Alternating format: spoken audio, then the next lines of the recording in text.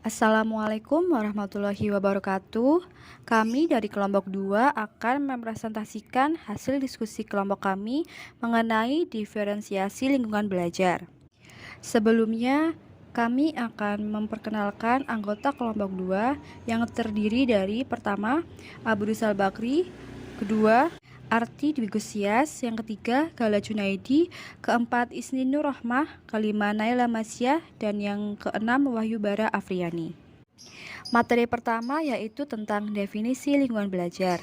Lingkungan belajar merupakan salah satu hal yang penting untuk diperhatikan berkaitan dengan keberlangsungan suatu proses pembelajaran dalam kelas. Berkaitan dengan hal ini, apa yang dimaksud dengan lingkungan belajar adalah suatu kondisi, pengaruh, serta rangsangan yang berasal dari luar yang memberi pengaruh pada peserta didik, di mana hal-hal tersebut juga meliputi beberapa hal seperti pengaruh fisik, sosial, dan intelektual. Suatu pengelolaan lingkungan belajar atau pengelolaan kelas yang dilakukan melalui proses perencanaan, pengorganisasian, pengaktualisasian, serta pengawasan yang juga dapat memberikan pengaruh pada keberlangsungan proses pembelajaran sehingga dapat berjalan dengan sistematis, efektif, dan efisien.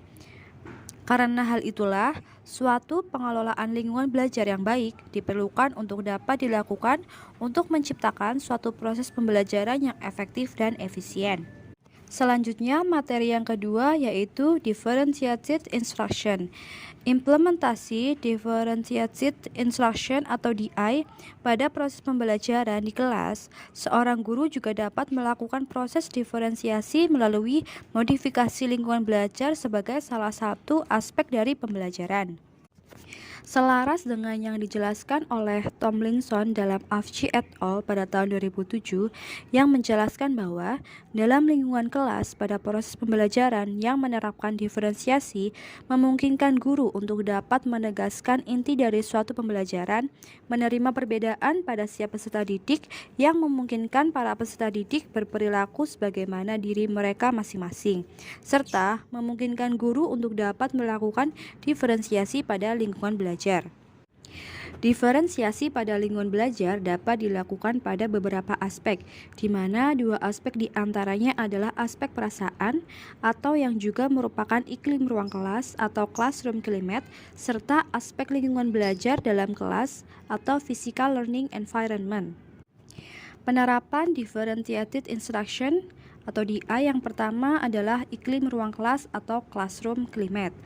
Iklim ruang kelas juga memberi pengaruh dalam proses pembelajaran, di mana Ivan Evans et al. Pada tahun 2019 menjelaskan bahwa iklim ruang kelas pada proses pembelajaran biasanya akan memberi efek yang lebih kuat berkaitan dengan pengukuran sikap dibandingkan efek yang berkaitan dengan perilaku atau pencapaian tertentu dalam proses pembelajaran. Terkait hal tersebut, iklim ruang kelas juga memiliki kemungkinan dalam memberikan pengaruh pada meningkatnya kualitas hidup atau quality of life dari guru dan peserta didik. Penerapan Differentiated Instruction atau DI yang kedua, lingkungan fisik dari pembelajaran atau Physical Learning Environment. Lingkungan fisik dari pembelajaran atau Physical Learning Environment sebagai aspek dari proses diferensiasi berkaitan dengan suasana dan fungsi dari ruang kelas dan memberi pengaruh pada keberhasilan pembelajaran yang berlangsung. Sebagai tempat berlangsungnya proses pembelajaran, lingkungan fisik atau physical environment dari ruang kelas memiliki sejumlah fungsi penting seperti dalam memberikan rasa aman sebagai tempat bernaung, memfasilitasi berlangsungnya kontak sosial. Berdasarkan Thyssen pada tahun 2012, setiap peserta didik memberi reaksi yang berbeda-beda pada beberapa elemen dari stimuli lingkungan atau environmental stimuli. Pada lingkungan fisik dari pembelajaran atau physical learning environment, di mana beberapa elemen dari stimuli lingkungan tersebut seperti suara atau sound, pencahayaan atau light, temperatur, dan desain. Sekian presentasi dari kelompok 2. Terima kasih. Wassalamualaikum warahmatullahi wabarakatuh.